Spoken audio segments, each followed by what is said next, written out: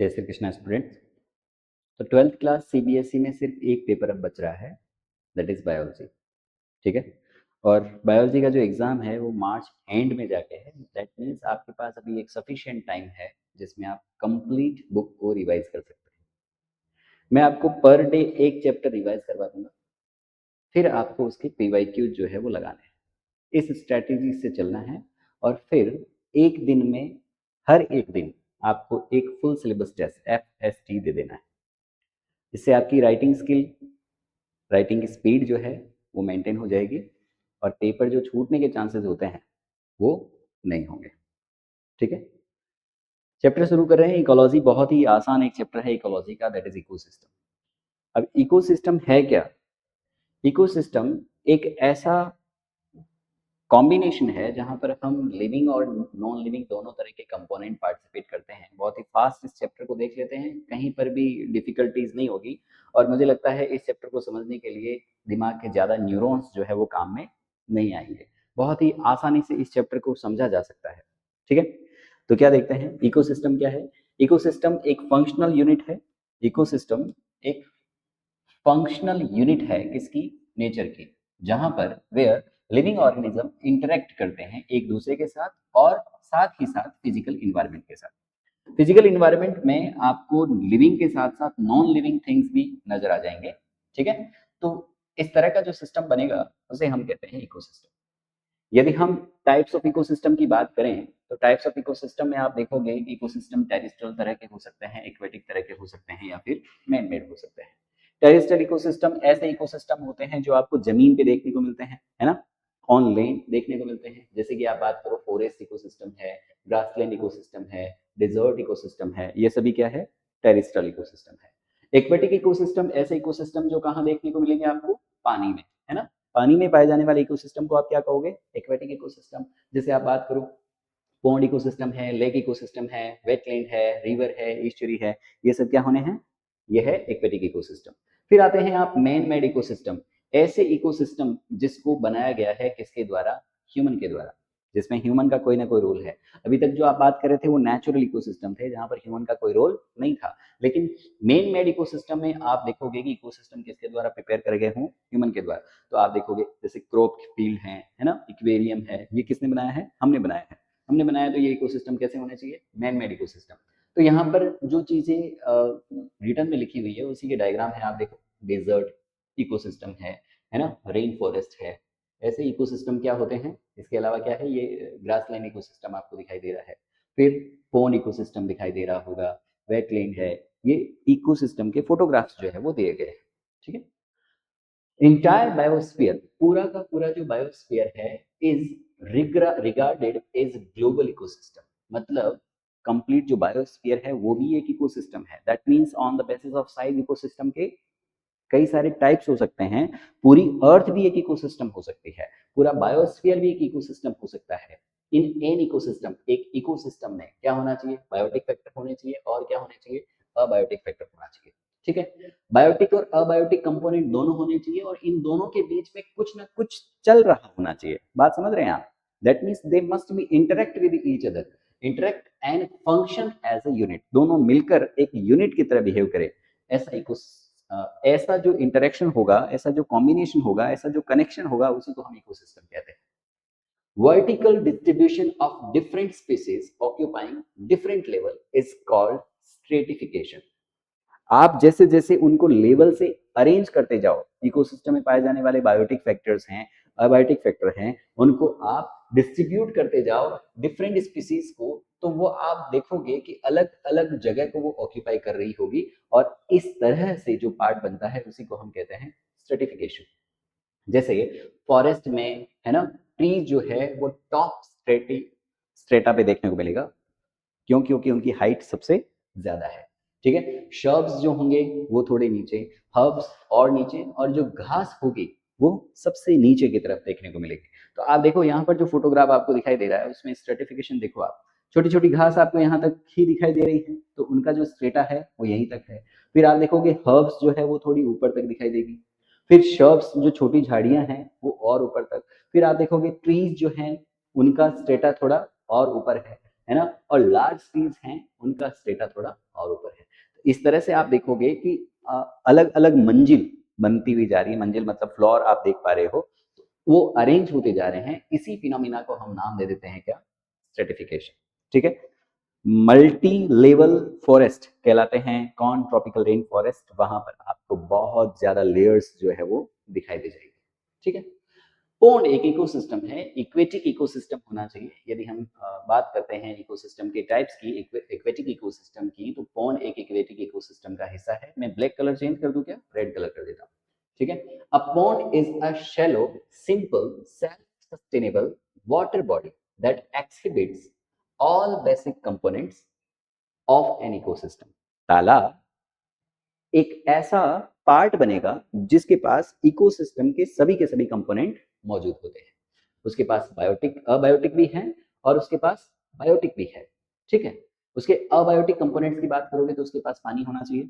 ठीक है, और क्या है, सॉइल भी है। सॉइल जो है नीचे की तरफ डिपॉजिट होती जाती है, गिजर्स फॉर्म कर रही है। क्लाइमेटिक कंडीशंस की बात करोगे तो वहां पर सोलर इनपुट भी मिल रहा है, साइकिल ऑफ टेम्परेचर भी वहां पर है ना, डे की लेंथ का भी उसके ऊपर इफेक्ट पड़ता है, टेम्परेचर भी है, सॉइल भी है। ये क्या है, सॉरी सॉइल इसमें क्लाइमेटिक चेंजेस में नहीं आएगा, बायोटिक फैक्टर में आता है। ठीक है, ऑटोट्रॉफिक कंडीशन की बात करोगे तो वहां पर तालाब में आपको क्या देखने को मिल सकता है, फाइटोप्लैंक्टन देखने को मिल सकता है, कुछ एल्गी देखने को मिल सकते हैं, है ना, और फ्लोटिंग कुछ ऑर्गेनिज्म होंगे वो आपको देखने को मिल सकते हैं, मस्कीटोज लार्वा वगैरह है वो देखने को मिल सकता है। सबमर्ज एंड मार्जिनल प्लांट्स मतलब पानी के अंदर डूबे हुए प्लांट और किनारों पर पाए जाने वाले प्लांट वो भी आपको देखने को मिल सकते हैं। कंज्यूमर्स की बात करो, अच्छा मस्कीटो लार्वा को यहाँ नहीं रख सकते, वो ऑटोट्रोपिक कंपोनेंट्स नहीं है। ऑटोट्रोपिक कंपोनेंट्स जो फोटोसिंथेसिस कर सकते थे, कीमोसिंथेटिक कोई पार्ट था तो वो भी यहाँ पर शामिल हो सकता है। कंज्यूमर्स में आप शामिल करोगे किसको, हिट्रोट्रॉप्स को, है ना, तो जैसे जूप्लैंक्टन हो गए, free swimming and bottom dwelling forms में कोई भी ऑर्गेनिज्म पाया जा रहा है तो वो यहाँ पर हो सकता है। क्या यहाँ पर डिकम्पोजर भी देखने को मिलता है पौंड में, तो पौंड में बिल्कुल आपको बकायदा डिकम्पोजर भी देखने को मिलते हैं। कौन हो गए, फंगस है, बैक्टीरिया है, फ्लैजिलेट्स हैं। तो ये सारी चीजें यदि कहीं पर मौजूद है तो क्या ये इकोसिस्टम हो सकता है, yes, then pond will be the ecosystem. ठीक है, पौंड परफॉर्म करता है all the function of an ecosystem. Ecosystem के सारे फंक्शन को पौंड परफॉर्म करता है। ऑटोट्रॉप्स जो होते हैं वो क्या करते हैं, इनऑर्गेनिक सब्सटेंसेस को ऑर्गेनिक मटेरियल में कन्वर्ट कर देते हैं। इनऑर्गेनिक मतलब कार्बन डाइऑक्साइड है, कार्बन डाइऑक्साइड को वो ऑर्गेनिक मटेरियल मतलब ग्लूकोज में कन्वर्ट कर देंगे, C6H12O6 में कन्वर्ट कर देंगे। तो इनऑर्गेनिक पार्ट्स को वो किस में कन्वर्ट कर रहे हैं, ऑर्गेनिक पार्ट्स में, by using solar radiant energy, sunlight की जो एनर्जी है उसको यूज करके। इसके अलावा पौंड में पाए जाने वाले जो हिट्रोट्रॉप्स हैं वो क्या करते हैं, कंज्यूम करते हैं उस एनर्जी को जिन्होंने, जिसको बनाया गया है किसके द्वारा, ऑटोट्रॉप्स के द्वारा। तो ऑटोट्रॉप्स ने जो एनर्जी बनाया उसको हिट्रोट्रॉप्स ने क्या कर लिया, कंज्यूम कर लिया। यहाँ पर जो पाए जाने वाले डीकम्पोजर होते हैं वो क्या करते हैं, डीकम्पोजिशन प्रोसेस करते हैं, then decomposition and mineralisation of the dead matters to release them back for reuse by the autotrophs, ताकि ऑटोट्रॉप्स के द्वारा इन चीजों को दोबारा यूज करा जा सके। ऐसा काम कौन करवाता है, तो वो डीकम्पोजर है। तो तीन तरह के कंपोनेंट्स आपको देखने को मिल गए वहां पर बायोटिक फैक्टर में। कौन कौन से, एक तो ऑटोट्रॉप्स हैं, दूसरे हिट्रोट्रॉप्स में कौन आगे, कंज्यूमर आगे, प्रोड्यूसर थे, कंज्यूमर आगे, और तीसरे कौन है, डिकम्पोजर। प्रोड्यूसर का काम क्या होना चाहिए, एनर्जी को प्रोड्यूस करवाना, इनऑर्गेनिक सब्सटेंसेस को ऑर्गेनिक सब्सटेंसेस में कन्वर्ट कर देना। ठीक है, फिर बचे कौन, हिट्रोट्रॉप्स। हिट्रोट्रॉप्स मींस कंज्यूमर, जो ऑटोट्रॉप्स ने एनर्जी को कंज्यूम करके रखा है, मतलब फूड को स्टोर करके रखा है, उस फूड को यूटिलाइज कर लेना। फिर उनकी जो डेड बॉडीज वगैरह बच रही है, उनका एक्सर्टा जो बच रहा है, उसको फिर से इस काबिल बनाना कि प्रोड्यूसर उसको ले पाए, ये काम किसका होता है, डिकम्पोजर का। फिनोमिना क्या कहलाएगी, डिकम्पोजिशन। चार तरह के बेसिक कंपोनेंट्स होते हैं इकोसिस्टम में, है ना, four basic component of an ecosystem. किसी भी एक इकोसिस्टम में चार बेसिक कंपोनेंट होते हैं, कौन कौन से, अब चैप्टर जो है वो इन्हीं चार पॉइंट्स पे टिका हुआ है। First is productivity, second decomposition, third energy flow and चौथा न्यूट्रिएंट साइकिल। किसी भी इकोसिस्टम को रन करवाने के लिए यहाँ पर आपको चाहिए एक तो कैपिटल, दूसरा निकास की प्रक्रिया क्या होगी, तीसरा एनर्जी का फ्लो किस तरह से होगा, और चौथा जो न्यूट्रिएंट साइकिल है वो किस तरह से चलेंगे। ये यदि चार बातों का आप ध्यान रखते हो तो कोई भी सिस्टम रन कर सकता है।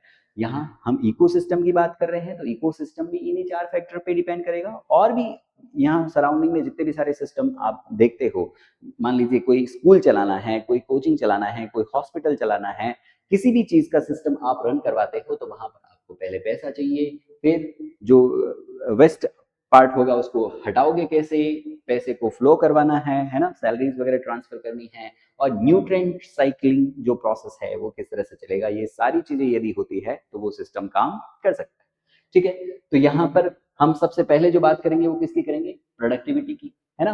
प्रोडक्टिविटी क्या है, प्रोडक्टिविटी होना चाहिए कि एक पर्टिकुलर ज्योग्राफिकल एरिया में जितने भी सारे पाए जाने वाले ऑटोट्रॉप्स है वो मिलकर कितना प्रोडक्शन कर पाते हैं, है ना। एक तो आता है प्रोडक्शन और दूसरा आता है प्रोडक्टिविटी, दोनों में आपको डिफरेंस पता होना चाहिए, दोनों की यूनिट में भी कुछ ना कुछ चेंजेस है। आप देखें इसको क्या है, solar energy is the basic requirement for an ecosystem to function and sustain। किसी भी इकोसिस्टम को फंक्शन करने के लिए या सस्टेन रहने के लिए किसकी आवश्यकता होती है, सोलर एनर्जी की आवश्यकता होती है।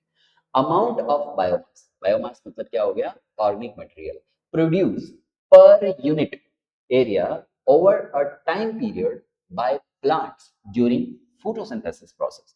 प्लांट के द्वारा फोटोसिंथेसिस प्रोसेस के द्वारा सोलर एनर्जी को यूज करके बनाया गया जो ऑर्गेनिक मैटर है वही क्या कहलाता है, primary production, not primary productivity.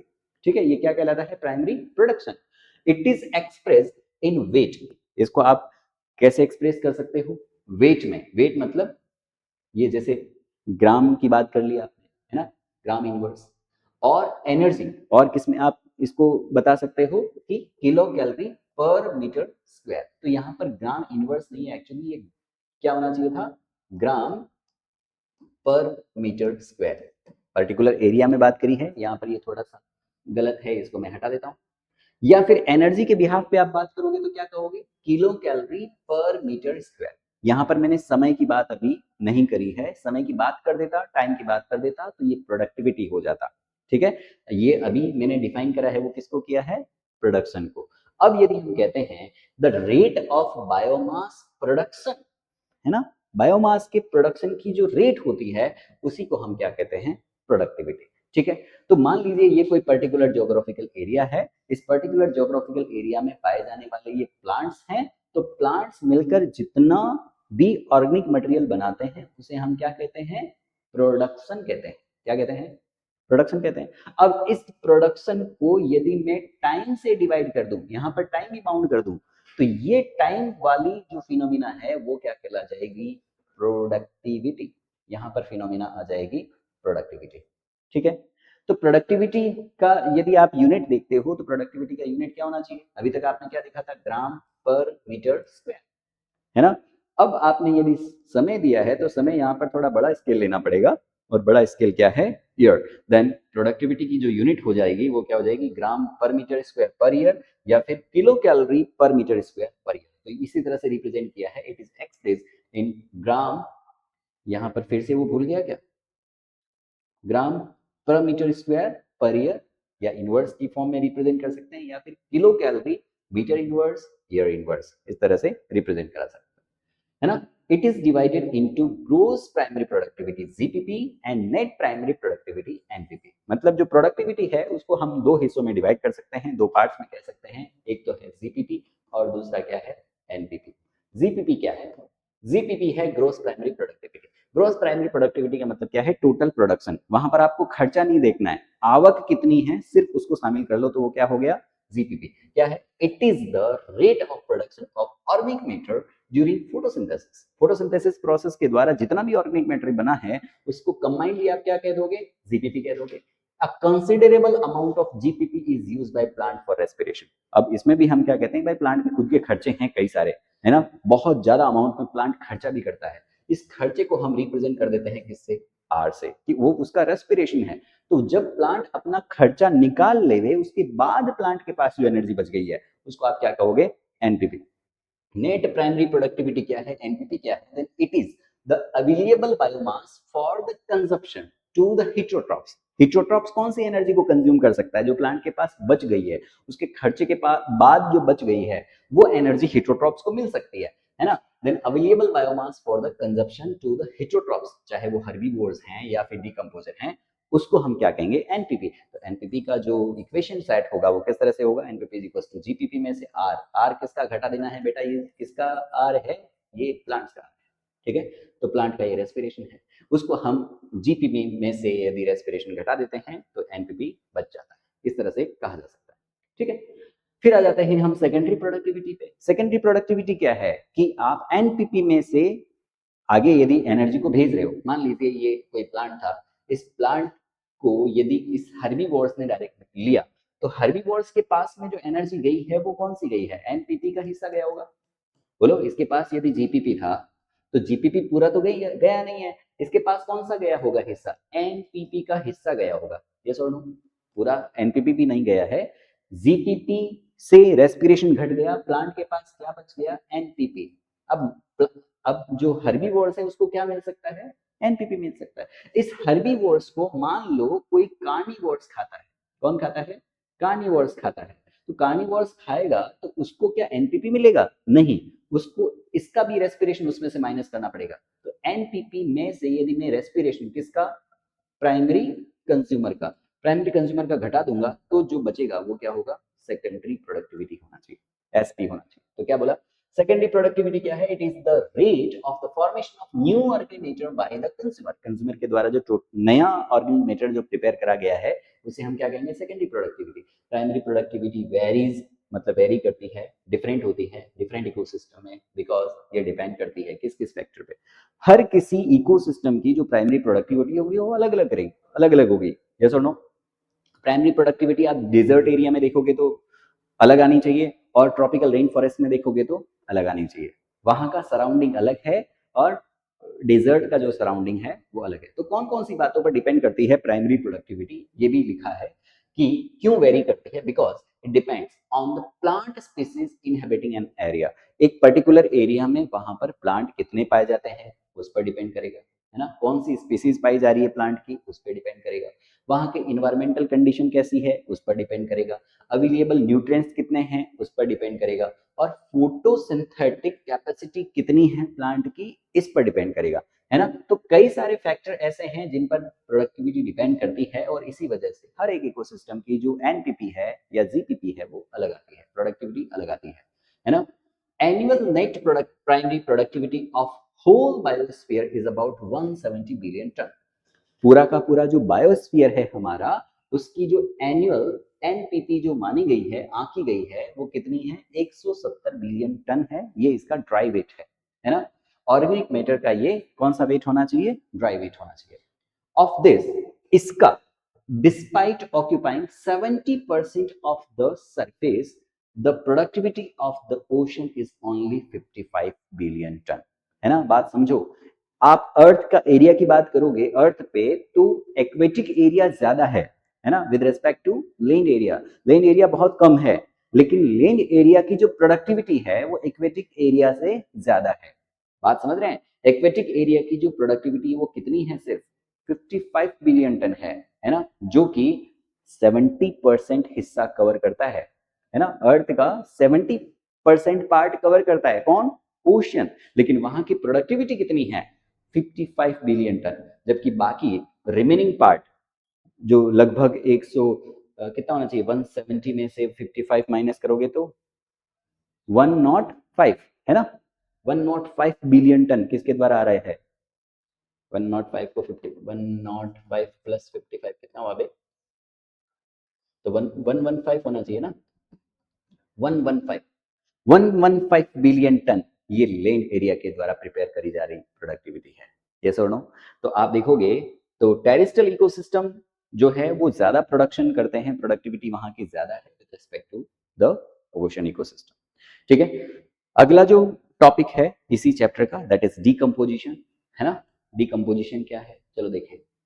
It is the breakdown of complex organic matter bye decomposer into inorganic substance. ये करता क्या है, कॉम्प्लेक्स जो ऑर्गेनिक मैटर है उसको कन्वर्ट करता है किसमें, inorganic substances.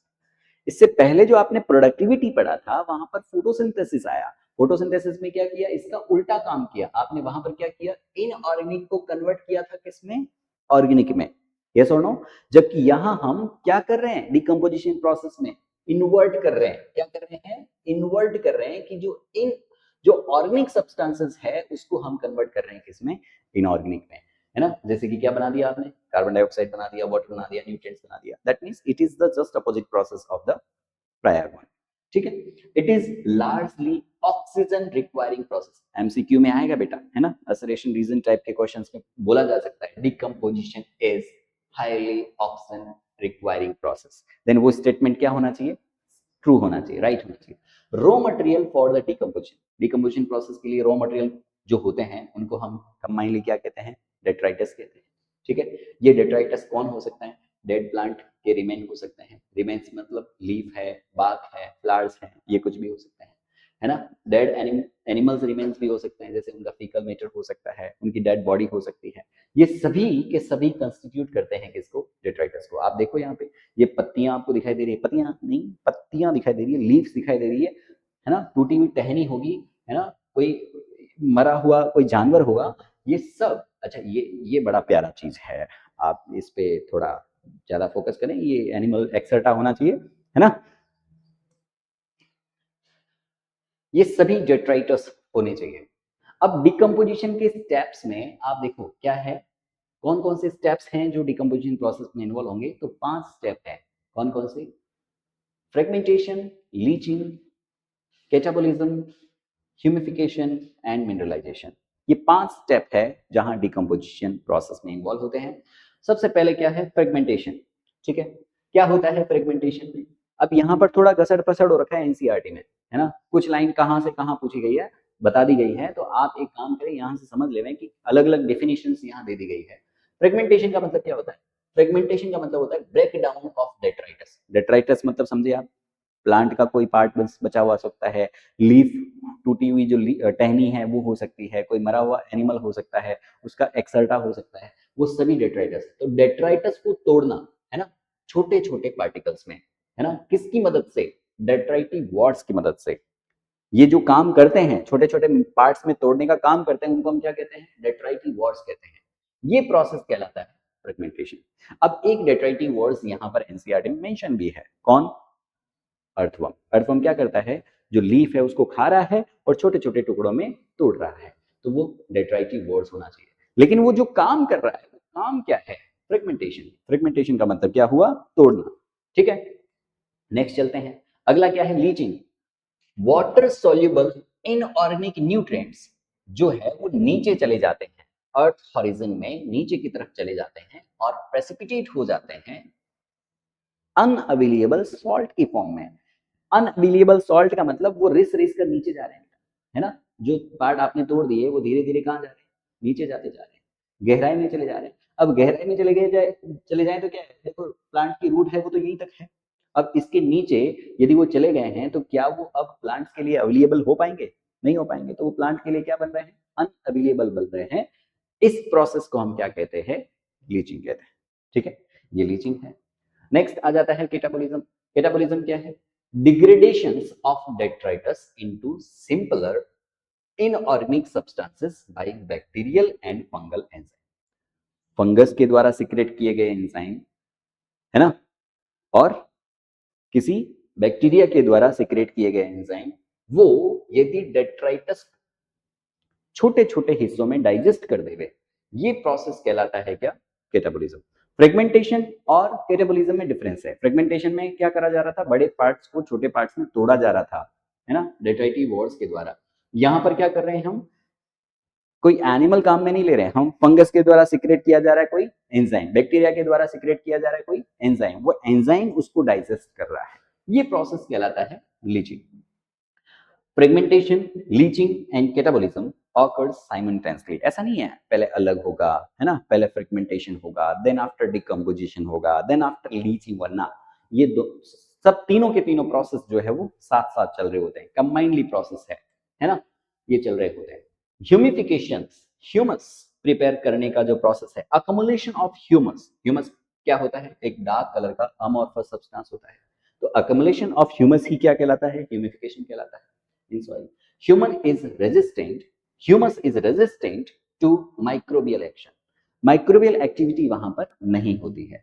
And so decomposes very slowly. इस क्योंकि वहां पर माइक्रोबियल एक्टिविटी नहीं है, इसलिए ये बहुत ही धीमी प्रोसेस है, बहुत धीरे चलती है। बीइंग कॉलोइडल इन नेचर, इसका जो नेचर होता है वो कॉलोइडल होता है ना। It serve as the reservoir of nutrient, ये लंबे समय तक प्लांट के लिए अवेलेबल बन पाता है, क्योंकि ये धीरे धीरे इसकी एक्टिविटी है वो बहुत स्लो स्लो चलती है। क्यों चलती है स्लो? क्योंकि वहां पर माइक्रोबियल एक्टिविटी नहीं है, इसलिए ये प्रोसेस कैसा होगा, बहुत धीमा होगा। अब देखो जेली लाइक सब्सटेंसेस होते हैं, कार में आप रखते हो, है ना, ऐसे ही आजकल वो क्या नाम है उसका, गोदरेज एयर पॉकेट, है ना, वहां पर भी तो कोलॉइडल सॉल्यूशन है, इसी वजह से वो लंबे ड्यूरेशन तक अवेलेबल हो पाता है। अदरवाइज मान लीजिए कोई स्प्रे लाइक होता तो वो थोड़ी देर में उसका इफेक्ट जो है वो खत्म हो जाता। यस और नो? और last step that is mineralisation.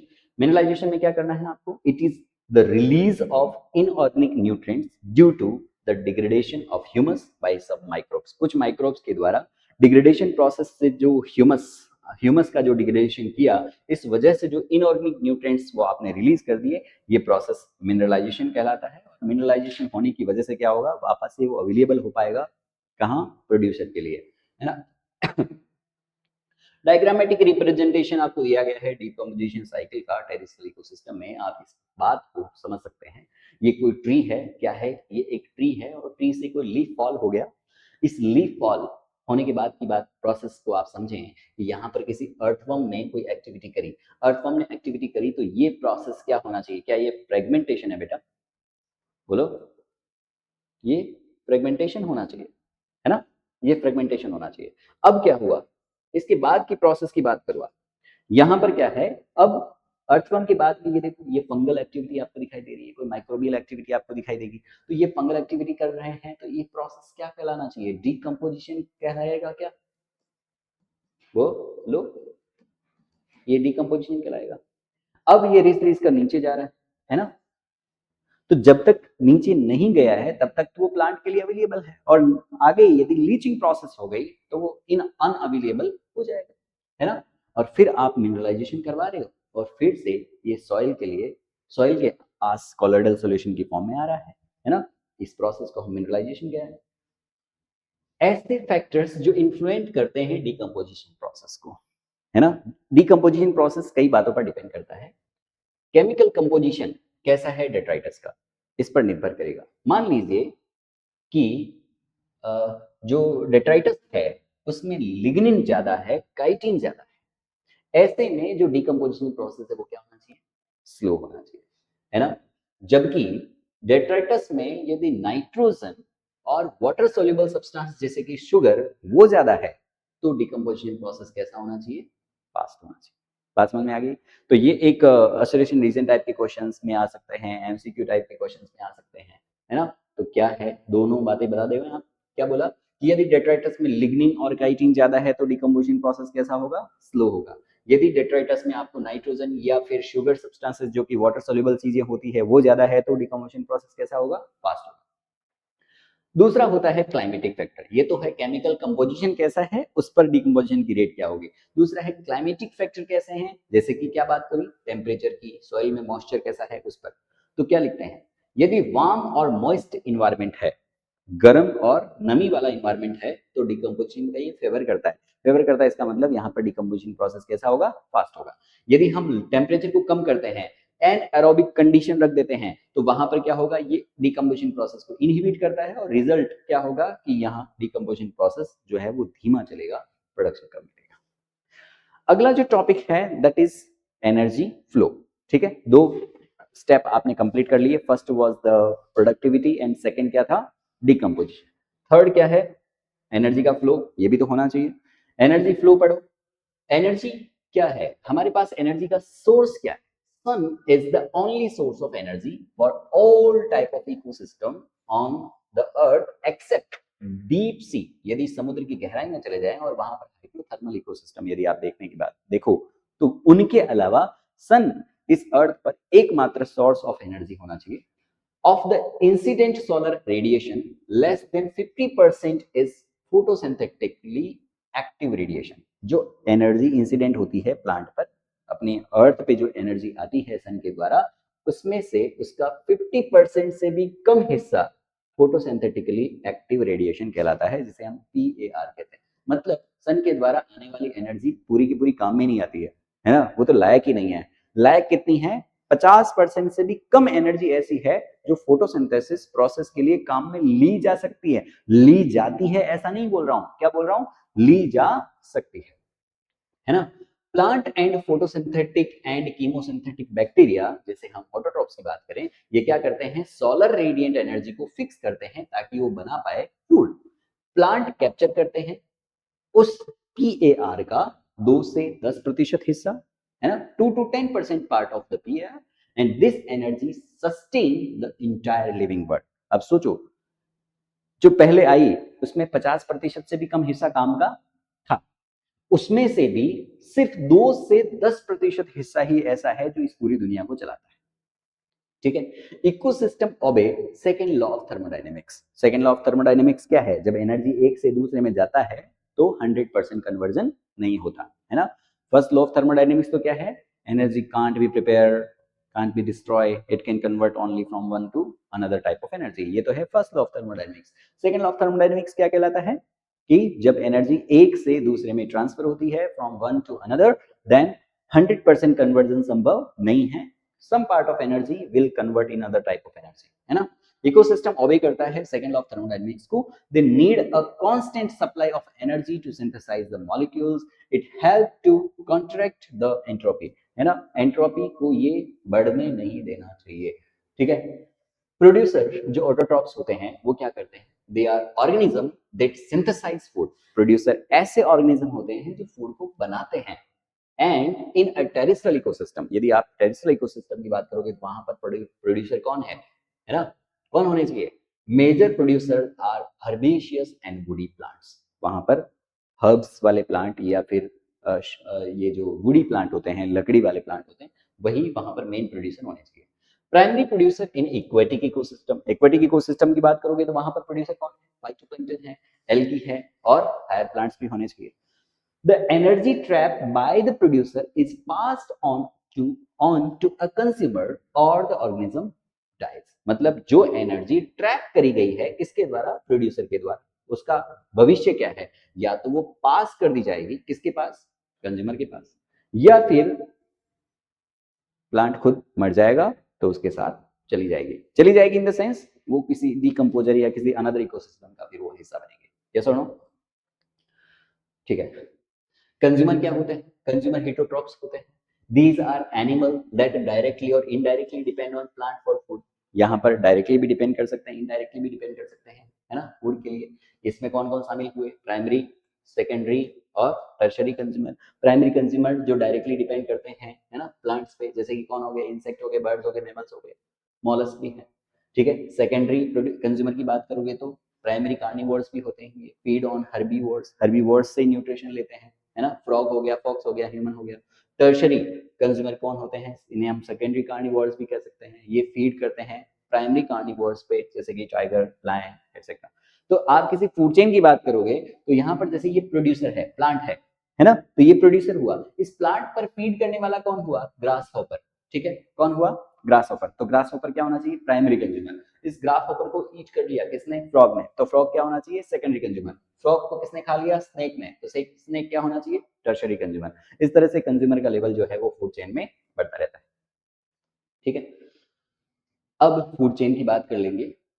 Then the chain of feeding relationship between different organism is called food chain, है ना। जो ऑर्गेनिज्म डिपेंड हो रहे हैं न्यूट्रिशन पर्पज से एक दूसरे के साथ, और चेन लाइक अरेंजमेंट जो फॉर्म करते हैं उसी को हम क्या कहते हैं? Food chain. फूड चेन के दो टाइप हैं, grazing food chain, detritus food chain. Grazing मतलब जहां चर रहे हैं, एक दूसरे को खा रहे हैं, उन्हें हम क्या कह रहे हैं? GFC, है ना। और डेट्राइटस जहां पर मरे हुए ऑर्गेनिक सब्सटेंसेस पे डिपेंड कर रहा है, शुरुआत वहां से हो रही है, तो उसे हम कहेंगे DFC। तो सबसे पहले GFC की बात करी गई है। GFC क्या है ना, ग्रेजिंग फूड चेन है बेटा, अपने हिसाब से फुल फॉर्म मत कर लीजिएगा, right.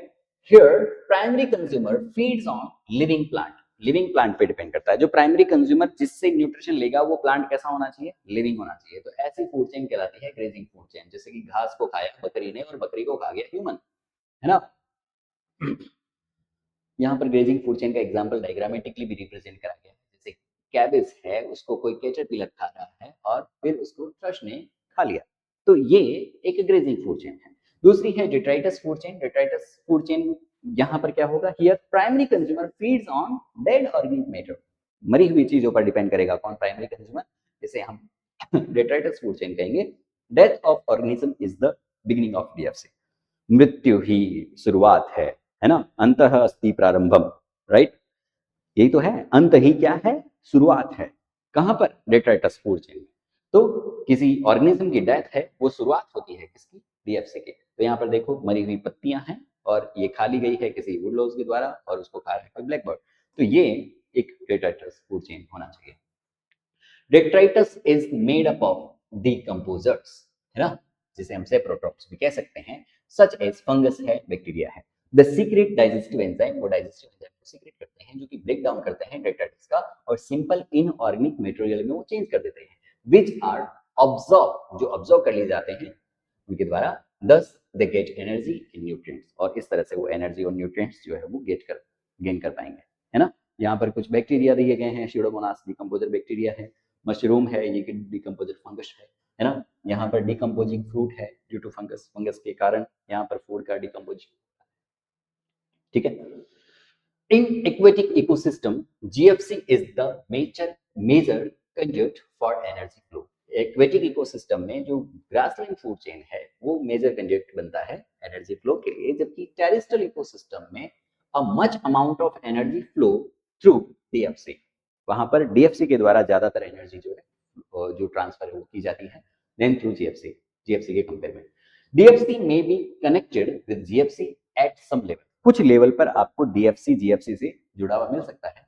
Some organism of DFC are prey to the GFC, organic matter किसके, कोई कोई ऑर्गेनिज्म किसके, डीएफसी के, वो प्रे बन सकते हैं कहां पर, जीएफसी में, ठीक है। Animals like a cockroach, crows, human etcetera are omnivores, such interconnection of food chains are called food web. यहाँ पर हम देखते हैं कई सारे ऐसे ऑर्गेनिज्म होते हैं जो कई सारे फूड चेन को आपस में जोड़ने का काम करते हैं, जीएफसी को डीएफसी से जोड़ने का काम कर लेते हैं, इंटरकनेक्टिंग का हिस्सा बन जाते हैं। तो एक नेटवर्क सा जो प्रिपेयर होता है उसको हम क्या कह देते हैं, फूड वेब, है ना, खाने का जाल बन जाता है, ठीक है। एनर्जी फ्लो की बात करेंगे, then a specific place of organism in the food chain is known as trophic level. Food chain में एक ऑर्गेनिज्म का जो स्पेशल स्थान है कि वो यहाँ पर रहेगा, है ना, वो ट्रॉपिक लेवल कहलाता है। यदि हम ट्रॉपिक लेवल की बात करेंगे तो वहां पर माफ करिएगा, क्या हो सकते हैं, कोई ऑर्गेनिज्म प्राइमरी प्रोड्यूसर हो सकते हैं, प्राइमरी प्रोड्यूसर को फीड करने वाले प्राइमरी कंज्यूमर हो सकते हैं, उनसे फीड करने वाले उनको फीड करने वाले सेकेंडरी कंज्यूमर हो सकते हैं, फिर आगे tertiary consumer and so on, इस तरह से चल सकता है ना। तो यहाँ पर देख लो, फर्स्ट ट्रॉपिक लेवल पे कौन आएंगे, प्लांट आएंगे, फाइटोप्लैंक्टन आ सकते हैं, ग्रास आ सकते हैं, ट्री आ सकते हैं। सेकंड ट्रॉपिक लेवल पे कौन होंगे, हर्बीवोर्स होंगे, है ना, जो प्लैंक्टन हो सकते हैं, ग्रास हो सकते हैं, काऊ हो सकती है, बकरी हो सकती है, भेड़ हो सकती है ना। फिर सेकेंडरी कंज्यूमर पे, सेकेंडरी कंज्यूमर कौन होंगे, जो टर्सरी ट्रॉपिक लेवल पे होंगे, T3, इसको हम T3 कहते हैं, ये T2 है, ये T1 है और ये T4 है, इस तरह से हम बात कर सकते हैं। तो थर्ड ट्रॉपिक लेवल पे कार्निवर्स होनी चाहिए, बर्ड्स है, फिशेस है, वुल्फ है। और फोर्थ ट्रॉपिक लेवल जो टॉप कार्निवर्स होते हैं वो यहाँ पर रहेंगे, है ना, मेन है, लाइन है, एटसेट्रा। किसी फूड चेन में ज्यादा से ज्यादा आपको 5 ट्रॉपिक लेवल देखने को मिल सकते हैं, इसके बाद जो है वो एनर्जी का लेवल इतना नहीं बच पाता है कि वो किसी सिस्टम को सस्टेन कर पाए, तो हम कहेंगे कि मैक्सिमम यहाँ पर 5 ट्रॉपिक लेवल हो सकते हैं। Energy flow through different trophic level, अलग अलग ट्रॉपिक लेवल के द्वारा किस तरह से एनर्जी फ्लो होता है, एनसीईआरटी में डायग्राम इसका दिया हुआ है, सेम डायग्राम हमने यहाँ पर भी लिया है। मान लीजिए सन भाई साहब है और सन भाई साहब ने प्लांट को दे दी एनर्जी, सोलर एनर्जी, और सोलर एनर्जी के द्वारा प्लांट ने फोटोसिंथेसिस करके फूड प्रिपेयर कर लिया। तो फर्स्ट ट्रॉपिक लेवल हो गया प्लांट का। अब प्लांट को फीड करने वाले क्या होने चाहिए, सेकेंडरी ट्रॉपिक लेवल वाले होने चाहिए, है ना, T2 वाले होने चाहिए। ये प्लांट पूरी एनर्जी इसको नहीं देगा, कुछ एनर्जी यहाँ पर हीट की फॉर्म में लॉस भी हो जाएगी, तो इसको जो एनर्जी मिलेगी वो कुछ कम मिलेगी। कितनी मिलती है, सिर्फ 10% हिस्सा ही इसको आगे मिल पाता है, 90% हिस्सा जो है वो हीट की फॉर्म में लॉस हो जाता है। फिर ये मान लो कोई कैटरपिलर है, और कैटरपिलर ये अभी आगे का भविष्य है, ये मरे हुए बताए गए हैं, लेकिन अभी हम सिर्फ एनर्जी आगे दे रहे हैं। कैटरपिलर को किसने खा लिया, किसी बर्ड ने खा लिया, तो बर्ड ने खा लिया तो बर्ड के पास किसका 90% हिस्सा पहुंचेगा, 10% हिस्सा पहुंचेगा, 90% हिस्सा इसका भी रेस्पिरेशन या हीट में लॉस हो जाता है। ठीक है। फिर स्पैरो जो है उसको किसी वल्चर जैसे किसी बड़े ट्रॉपिक लेवल के ऑर्गेनिज्म ने बीच खा लिया, है ना? तो यहाँ पर भी इसको 10% मिलेगा और 90% इसका क्या हो जाएगा, लॉस हो जाएगा। अब मान लीजिए सब मर गए, है ना? ये भी मर गया तो डिकम्पोजिशन, ये मर गया डिकम्पोजिशन, ये मर गया डिकम्पोजिशन, सबका डिकम्पोजिशन होना है और यहाँ पर भी हीट जो है वो लॉस होती जानी है। इस तरह से डिकम्पोजिशन प्रोसेस चलेगा और एनर्जी का फ्लो जो है वो एक ट्रॉपिक लेवल से दूसरे ट्रॉपिक लेवल में होता जाएगा। The amount of energy decreases at the successive tropic level. जैसे जैसे सक्सेसिव ट्रॉपिक लेवल पे आप आगे बढ़ते हो वैसे वैसे एनर्जी का जो लेवल है, एनर्जी का अमाउंट जो है वो घटता जाता है।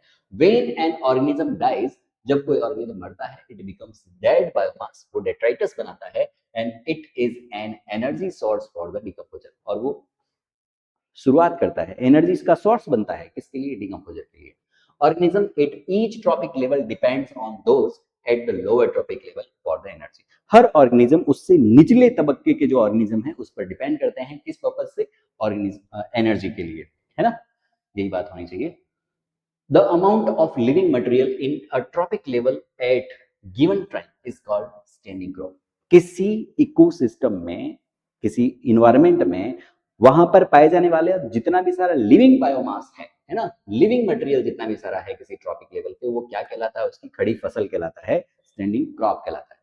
यह मेजर करा जा सकता है, बायोमास जो है वो मेजर करा सकता है किसमें, मास ऑफ लिविंग में, नंबर्स में, या फिर एनर्जी के ब्याह पे। अब मास की भी बात करोगे तो मास भी अलग अलग तरह के हो सकते हैं बेटा, फ्रेश वेट हो सकता है, ड्राई वेट हो सकता है, एश वेट हो सकता है। ठीक है, तो क्या लिखा, biomass of species is measured in terms of fresh, fresh का मतलब गीला भार, वेट मतलब गीला भार है, फ्रेश वेट है जहां पर पानी भी शामिल है, ड्राई वेट मतलब पानी को इवोपरेट कर दिया, सुखा दिया, अब सूखा हुआ भार है वो क्या कहलाएगा, ड्राई वेट कहलाएगा।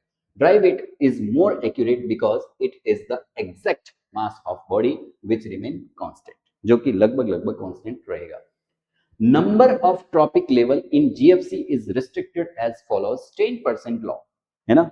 क्योंकि मैंने कहा था कि इस ट्रॉपिक लेवल में ज्यादा से ज्यादा कितने हो सकते हैं, 4 से 5 ट्रॉपिक लेवल हो सकते हैं। ओनली 10% ऑफ एनर्जी ही जो ट्रांसफर होती है अगले ट्रॉपिक लेवल में, तो 5वें ट्रॉपिक लेवल के बाद में इतनी एनर्जी बचेगी ही नहीं कि वो किसी सिस्टम को आगे रन करवा पाए, है ना? तो हमने ये बात कर ली थी।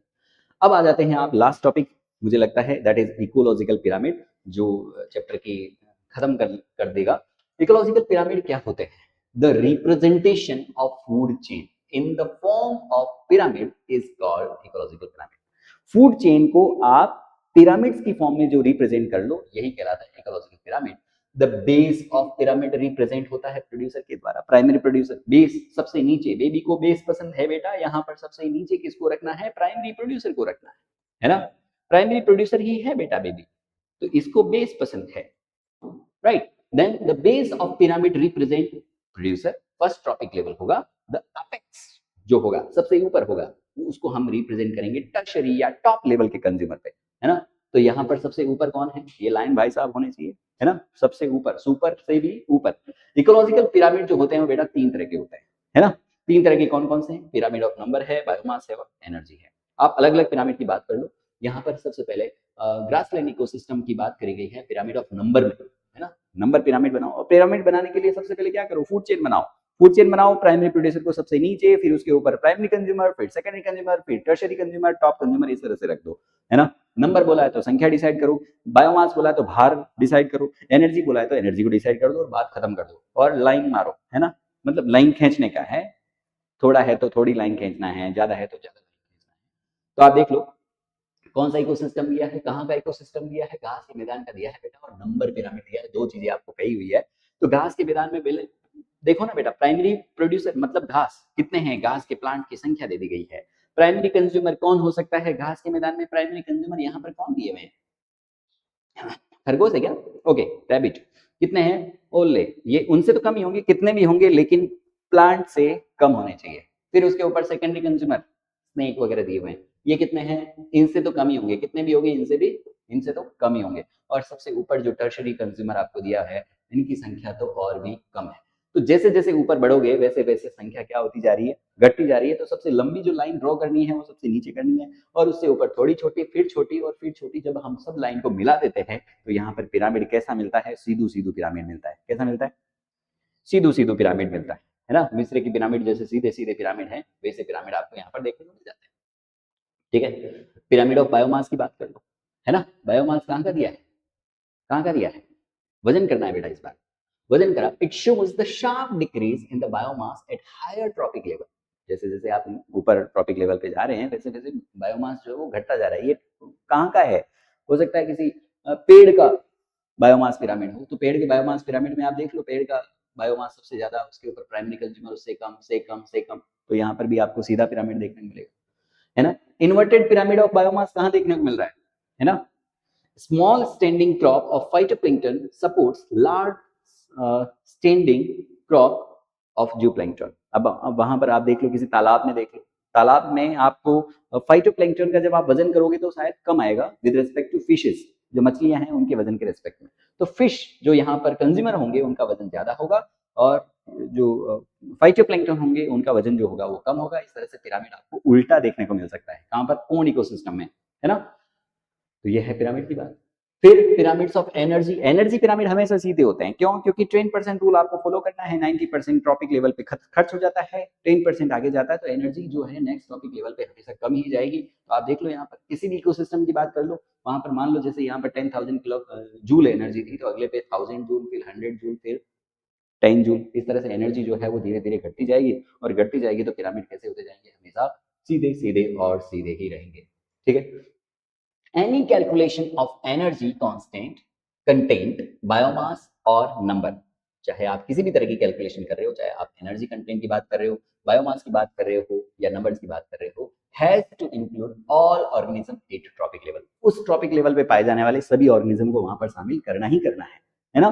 फूड चेन की बजाय हम फूड वेब की बात करें, it will be more appropriate, और जहां पर हम प्रोड्यूसर की बात करें तो सभी तरह के प्रोड्यूसर वहां पर आने चाहिए। प्राइमरी कंज्यूमर की बात कर रहे हैं तो सभी तरह के प्राइमरी कंज्यूमर वहां पर आने चाहिए। प्राइमरी कंज्यूमर ऐसा नहीं है खरगोश ले लिया बात खत्म कर दी, खरगोश है तो गाय भी है, गाय है तो भैंस भी है, भैंस है तो हिरन भी है, उन सबको आपको शामिल करना है किसी ट्रॉपिक लेवल पे जो पाए जा रहे हैं। At trophic level represent a functional level, है ना, जो ट्रॉपिक लेवल है वही रिप्रेजेंट करता है फंक्शनल लेवल की तरह, not a species as such. मतलब ट्रॉपिक लेवल किसी स्पीसीज को रिप्रेजेंट नहीं करता, वो वहां पर फंक्शनल लेवल को रिप्रेजेंट करता है कि उनकी कैटेगरी कौन सी है।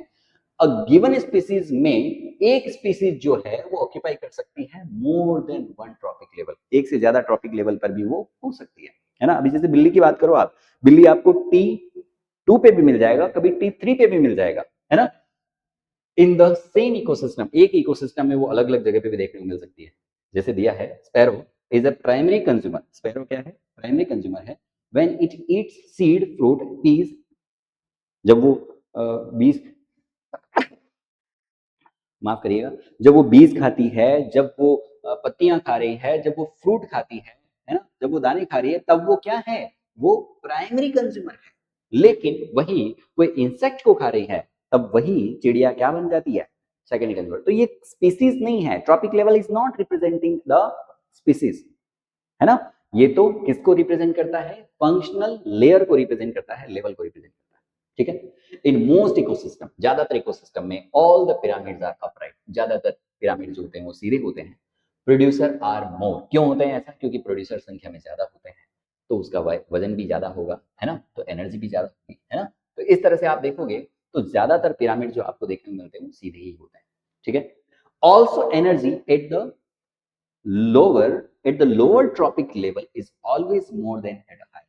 आप ये भी देखोगे कि एनर्जी का जो लेवल है वो भी निचले तबक्के पे ज्यादा होता है, हायर लेवल पे कम होता है। इसका मतलब क्या हुआ, शेर जो है वो इकोलॉजिकली वीक होना चाहिए, लायन किससे, रैबिट से, है ना। ये क्वेश्चन बन सकता है। Insect feeding on a big tree, pyramid of biomass in sea is inverted. समुद्र में जो बायोमास पिरामिड है वो उल्टा हो सकता है, क्यों, the biomass of fishes are far exceeded from the phytoplankton. क्यों, क्योंकि समुद्र में आप देखोगे मछलियों का जो वजन है, मैंने पहले बात कर ली इसकी, है ना, फाइटोप्लैंक्टन का जो वेट होगा वो कम होगा, और फिशेस का जो वेट होगा वो ज्यादा होगा। Pyramids of energy is always upright, हमेशा कैसे होते हैं एनर्जी के पिरामिड, सीधे होते हैं, बिकॉज ये भी हमने बात कर ली कि नेक्स्ट ट्रॉपिक लेवल पे जैसे जैसे आप बढ़ते हो वैसे वैसे ट्रॉपिक लेवल क्या होते जाते हैं, सॉरी एनर्जी जो होती है वो क्या होती जाती है, कम होती जाती है ना, क्योंकि 10% एनर्जी ही आगे मिलती है। It does not take into account the same species belonging to two or more than two trophic level. ये कतई सही नहीं है कि एक ही स्पीसीज जो बिलोंग करे दो या फिर दो से ज्यादा ट्रॉपिक लेवल पे। It assumes a simple food chain. इस वजह से हम क्या करते हैं, कभी भी पिरामिड बनाते हैं तो फूड चेन बना के बात करते हैं। assume a simple food chain that almost never exists in the nature, जो कि वास्तविकता तो नहीं है। फूड चेन तो वास्तविकता है नहीं, ये तो इमेजिनरी होती है। वास्तविकता तो क्या है, फूड वेब है ना। It does not accommodate a food web. Saprophyte are not included in the ecological pyramid. ये एक कमी है, लिमिटेशंस हैं पिरामिड की कि वहां पर सेप्रोफाइट को शामिल नहीं किया गया है, even though they play a vital role in the ecosystem. हालांकि वो इकोसिस्टम में बहुत ही ज्यादा रोल प्ले करते हैं। और इसी के साथ ये जो चैप्टर है वो खत्म हो जाता है। क्यों? क्योंकि इकोलॉजिकल सक्सेशन जो हुआ करता था वो प्रायर सिलेबस में था ऐड, लेकिन अब नहीं है। इस वजह से आपका जो चैप्टर है इकोसिस्टम यहाँ पर खत्म हो जाता है। एक चैप्टर हमने यहाँ पर रिवाइज करवा लिया है। नेक्स्ट चैप्टर में हम दोबारा मिलते हैं एक नए चैप्टर के साथ, उसी एनर्जी से, और इस तरह से आपको हर एक चैप्टर जो है वो रिवाइज करवा दिया जाएगा। और इससे रिलेटेड जो पीवाईक्यू है वो इवनिंग क्लास जो होगी वो आपको इसमें करवा दी जाएगी, और बाकी बातें हम नेक्स्ट सन पे करेंगे। तब तक के लिए राधे राधे, मिलते हैं अगले लेक्चर में।